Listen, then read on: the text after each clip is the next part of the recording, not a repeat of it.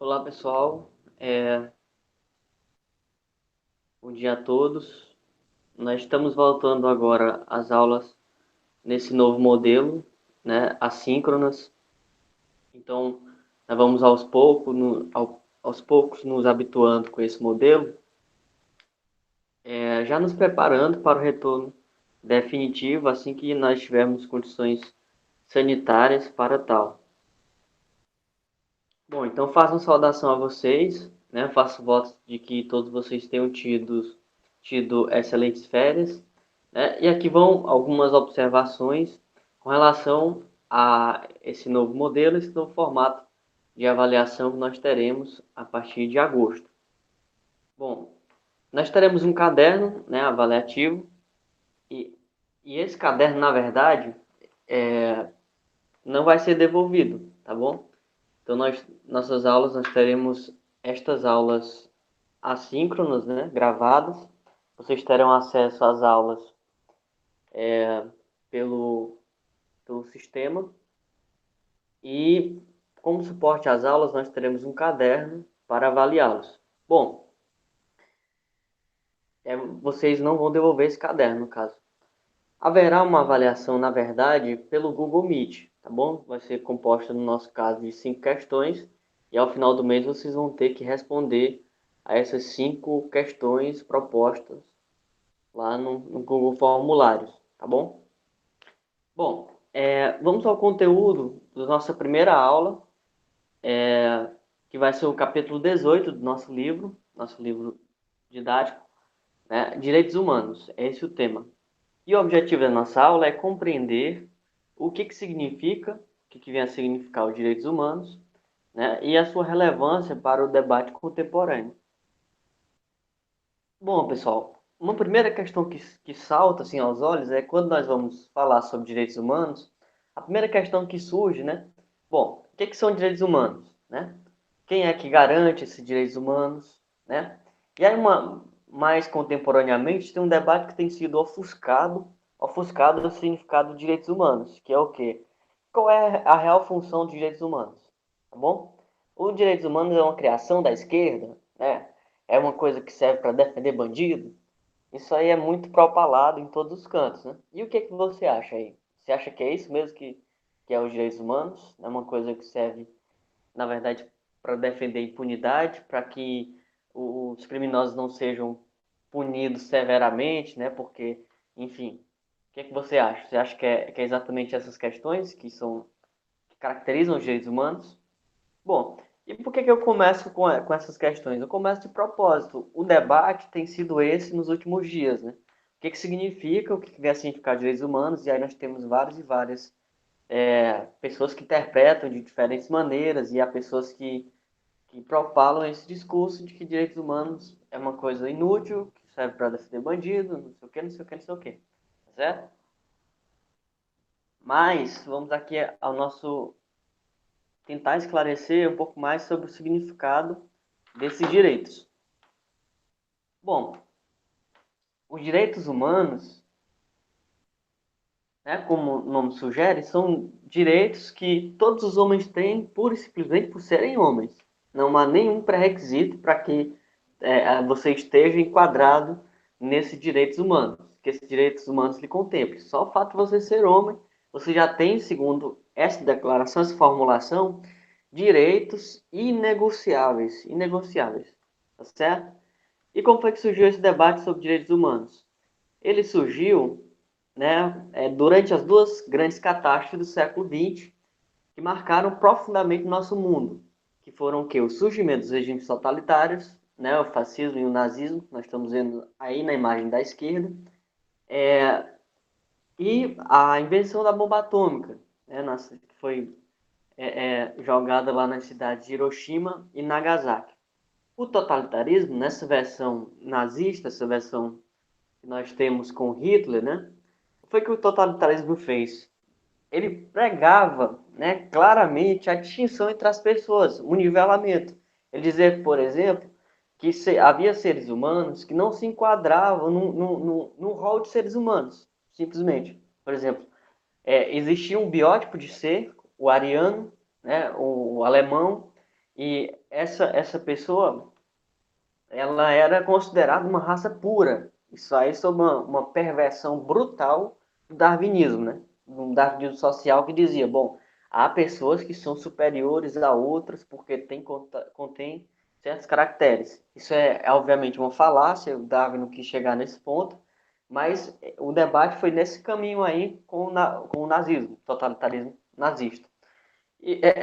Bom, e aí, essas pessoas que não se enquadravam no biotipo do ariano, eles eram exterminados, perseguidos nos campos de concentração. Isso aconteceu no nazismo, né? E isso acontece sistematicamente em determinadas situações, nas periferias de nossas cidades, quando nós vemos as estatísticas que dizem que o negro é a maior população carcerária, que o negro tem uma expectativa de vida menor, que os trabalhos para os negros são os trabalhos mais em condições mais desumanizadoras, e tudo isso se enquadra, assim pensamos, nessa definição de direitos humanos que surgiu a partir de dois eventos fundamentais, que estão aí na imagem do texto. É o que? O regime nazista, né? E totalitarista, e fascista, perdão, e a bomba atômica. Diante dessas questões, nós começamos a pensar o seguinte: nós temos que assegurar a todas as pessoas a garantia de serem tratadas como iguais. Então, frente a essas catástrofes do século XX, né, em 1948, foi formulada a Declaração Universal dos Direitos Humanos. O artigo 1º da Declaração diz o seguinte: todos os seres humanos nascem iguais em direito e dignidade. O primeiro artigo da Declaração diz com todas as palavras: temos o direito de ser tratados como iguais porque nós somos iguais e acabou. Sabe? Esse discurso de que nós tínhamos lá no século passado não faz o menor sentido hoje. O darwinismo social é uma coisa, uma falácia já combatida de todas as formas pela ciência, né? O projeto Genoma, aí, concluído em 2003, diz isso, e outros casos. Bom, nada há que macule esse direito e não precisamos fazer coisa nenhuma para possuí-los. Então, esse debate sobre direitos humanos tem sido, no entanto, alvo de muitos questionamentos hoje. Por quê? Né? Porque se diz que, em função da impunidade que nós temos hoje no nosso país, né, no caso de crimes mais graves, principalmente, né, faz com que se pense que os direitos humanos se substitui os direitos humanos, o direito de julgar, pela ânsia de punir. Ou seja, há muita gente que diz que todo criminoso tem que morrer mesmo, que tem que matar todo mundo e tudo mais, né? Como se você pudesse dizer claramente quem é o criminoso, quem é uma pessoa que está lá no sistema carcerário porque cometeu uma coisa que não é tão grave quanto outras atrocidades e tudo mais, né? Você nivela todo mundo como se todo mundo fosse lixo humano. E não é disso que se trata, né? Bom, quando o debate se encaminha para esse tipo de coisa, né, a discussão é completamente empobrecida. Fala-se dos direitos humanos como obstáculo para a punição dos crimes, e não é exatamente o caso, né? Quando, na verdade, esses direitos humanos surgiram para impedir que qualquer ser humano fosse novamente, como aconteceu no século passado, no nazismo, no stalinismo, na bomba atômica, né, tratados como seres de segunda categoria. Então, os direitos humanos surgiu para que nenhum ser humano fosse tratado como ser de segunda categoria, como afirmação tácita, afirmação clara, evidente, de que todo mundo tem direitos fundamentais. Então, os direitos humanos nivelam absolutamente todos os homens e dizem: todos, simplesmente todos, por serem homens, têm o mesmo direito. Bom, mas afinal de contas, existem mesmo esses direitos? Né? A gente sabe que se fala lá na televisão que direitos humanos é isso, né? Nesses programas sensacionalistas policiais, de que direitos humanos é para defender criminoso, não sei o quê. Mas existe esse direito? Todo mundo tem direito à casa? Todo mundo está numa casa? Todo mundo tem direito a lazer? Todo mundo tem lazer? Isso está lá, por incrível que pareça, né? Todo mundo tem direito a lazer, uma coisa simples. Os direitos humanos sugerem isso. Mas isso é de fato aplicado? Nossa sociedade trata todos como iguais? Essa é a questão fundamental. Em direito e dignidade, como dizem o propala os direitos humanos, né? Se não trata, o que nós podemos fazer? Então, vamos refletir aí sobre essas questões para que nós possamos entender melhor o significado dos direitos humanos. Bom, pessoal, aí nesse processo, nesse novo formato, foi sugerido que nós respondêssemos, né, algumas questões aqui, sobretudo questões de estilo Enem, né, os vestibulares aí que nós vamos participar, né, vocês vão participar nesse ano que vem. Então vamos lá a uma questão, depois a outra. Essa é do Enem 2019, né? Vamos refletir conosco aqui. A Declaração Universal dos Direitos Humanos, adotada e proclamada na Assembleia Geral da ONU, na Resolução 217-A, de 10 de dezembro de 1948, foi um acontecimento histórico de grande relevância, ao afirmar pela primeira vez em escala planetária o papel dos direitos humanos na convivência coletiva. Pode ser considerado um evento inaugural de uma nova concepção de vida internacional. Bom, o que é que o Celso Laffer, né, que é o autor que escreveu esse texto, formula? Ele está dizendo o seguinte, ó, pensem, vamos pensar na seguinte situação.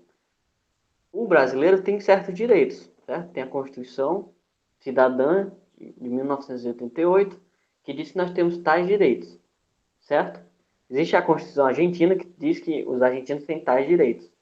Existe a Constituição, né, alemã, da República de Weimar, sei lá de onde, diz que os alemães têm tais direitos. Mas, em escala planetária, foi a primeira vez, em 1948, que todos os planetas, aliás, todos os países que foram signatários dos direitos humanos defendem aqueles princípios que estão lá, na lei, tá bom? Um deles, né, que todos os homens são iguais.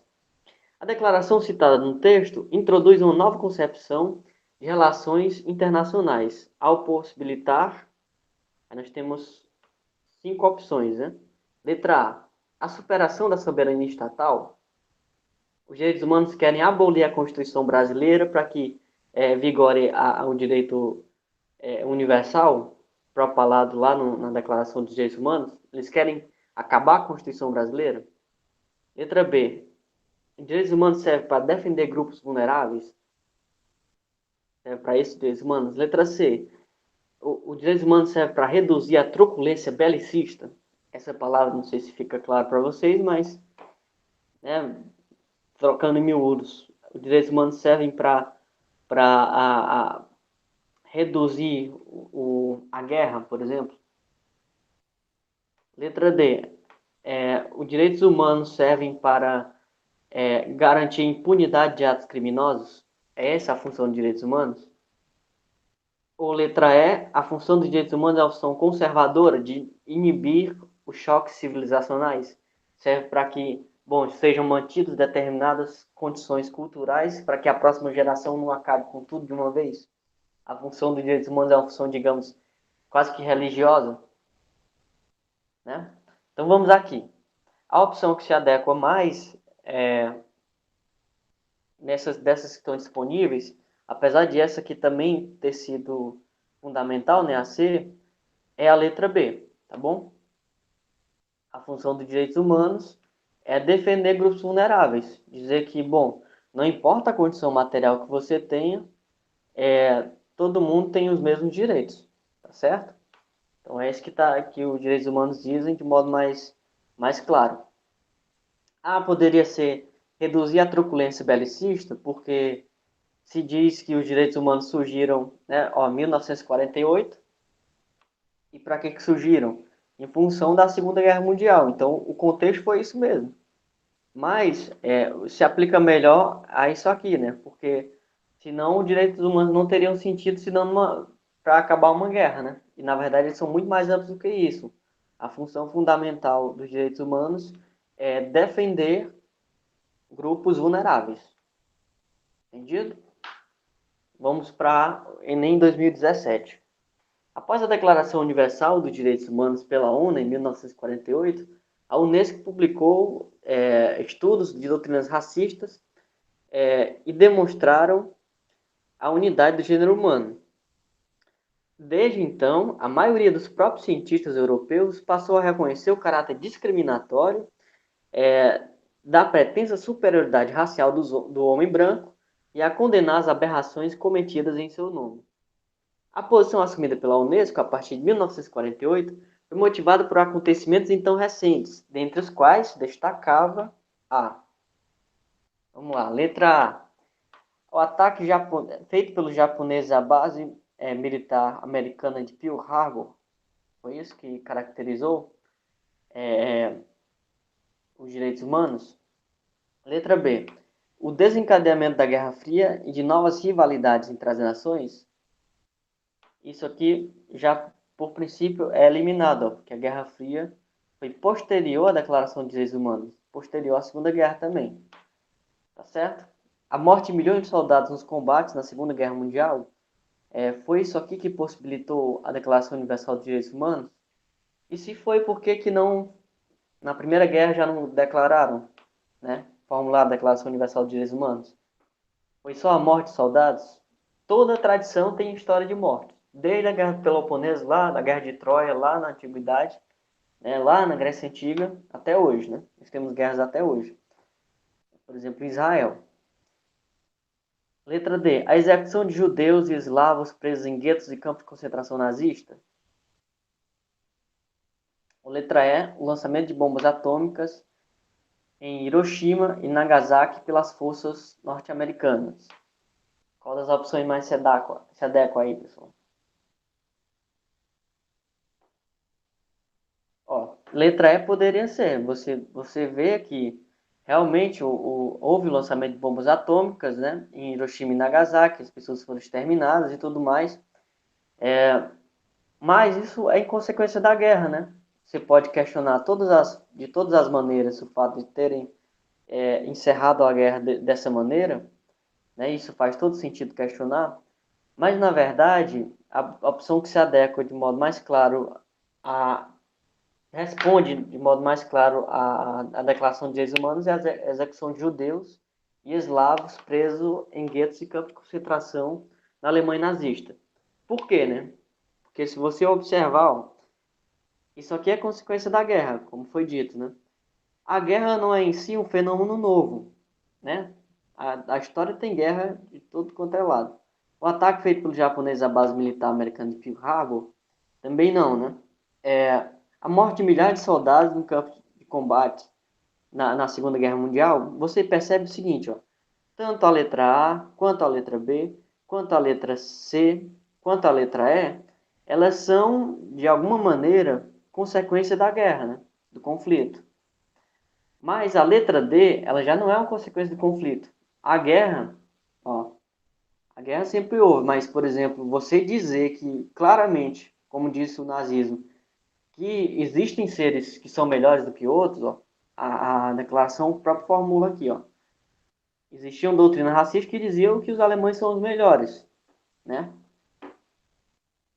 Então, existe uma pretensa superioridade racial que foi combatida fortemente depois. Então, a opção que se adequa melhor é a letra D, que diz que a posição assumida pela Unesco em 1948 foi motivada pelo o nazismo, né, que dizia que há pessoas que são superiores por conterem certos caracteres. Bom, é isso. Se tiverem alguma dúvida, pessoal, podem formular no WhatsApp. Enfim, está à disposição. Obrigado.